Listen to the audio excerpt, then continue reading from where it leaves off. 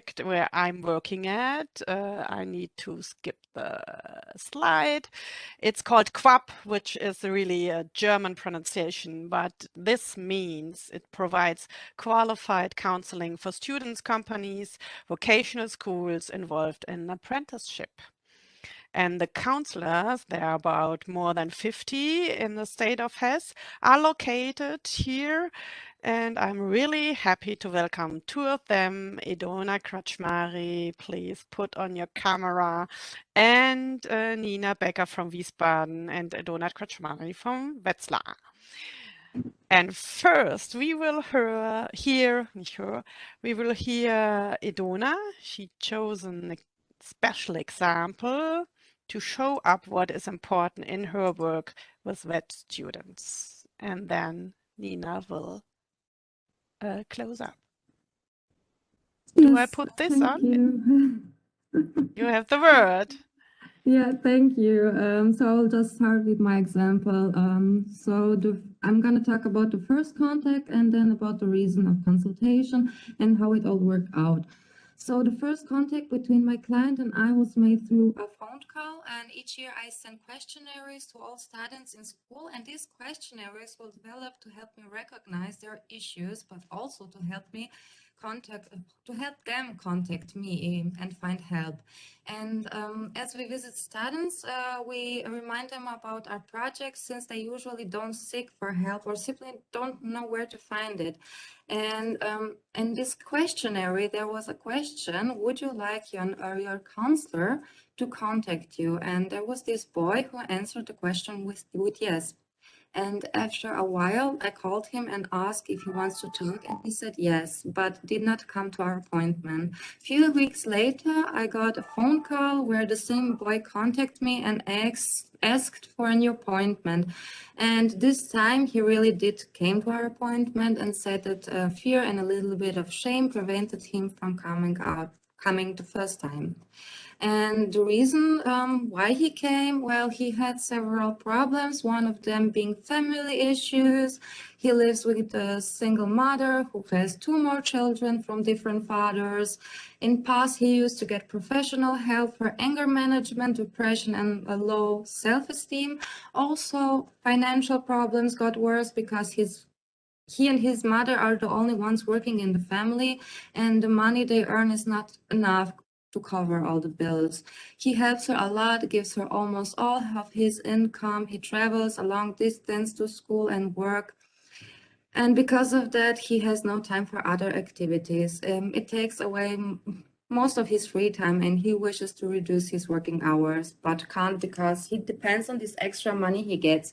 And he also feels lost because of his gender identity disorder, since he completely identifies as the opposite sex, and he only has virtual friends because it's easier for him to talk about his problems to them than to someone in person.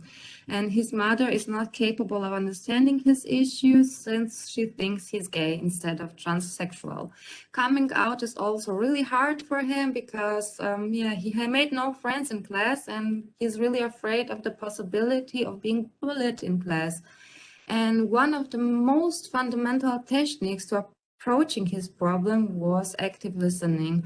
It's used to show genuine interest in clients' thoughts and feelings, and no other technique will prove effective without talking.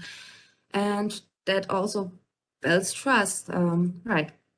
And I gave the client time to talk about his issues, tried paying attention to many factors within the counseling process while implementing guidance counseling service. It was important to show respect to his needs and differences. And since my client has lots of different issues, it was very important to let him choose which issue we will try to solve first. Sometimes it's like sometimes young minds only need guidance in dealing with psychological problems, as they can badly impact their studies and coping with different situations they tend to face. And for me, as a counselor, the student and his needs are the main focus. While I was trying to support him, I cooperated also with his teachers, with his psychologist. It made it easier for him to talk to them about various experiences that made him uncomfortable before, and he was able to openly share problems that he could not share with his mother.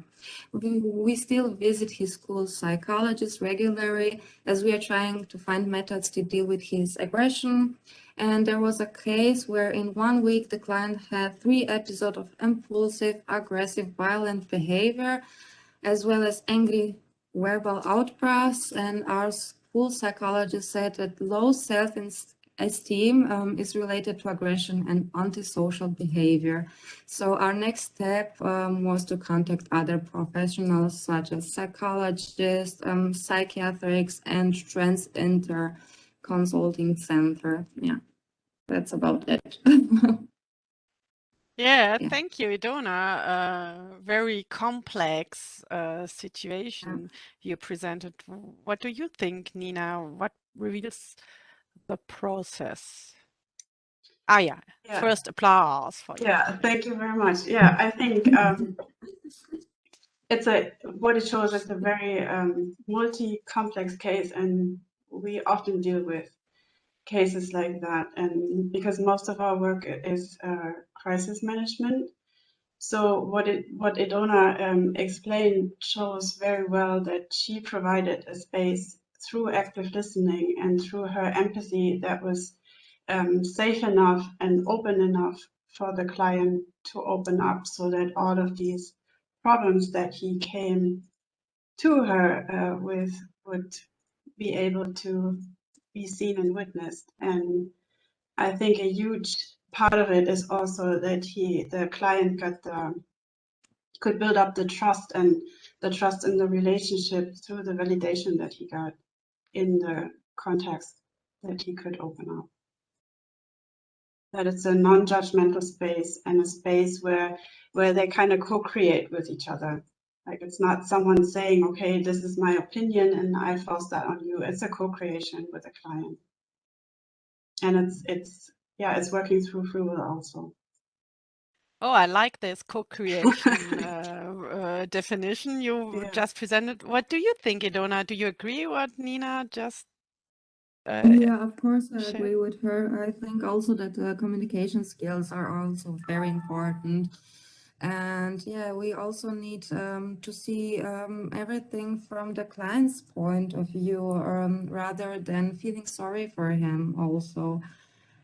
Yeah, and the bonding between the client and us is also very important in our work. The bumping? Sorry, I don't understand. Bonding.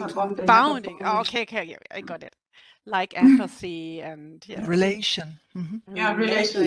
It goes all goes back to the base of having a safe relationship and feeling seen and heard and acknowledged in your experience.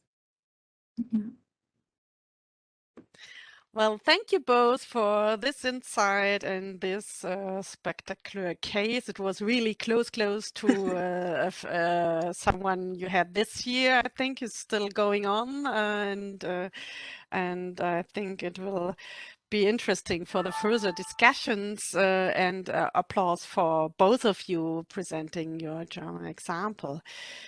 So, Michaela, what do you think? We have already a tough morning, and there's coming the applause. Yes, my list of notes is growing, but I see also, there are some relations between the different cases. Let's continue to collect.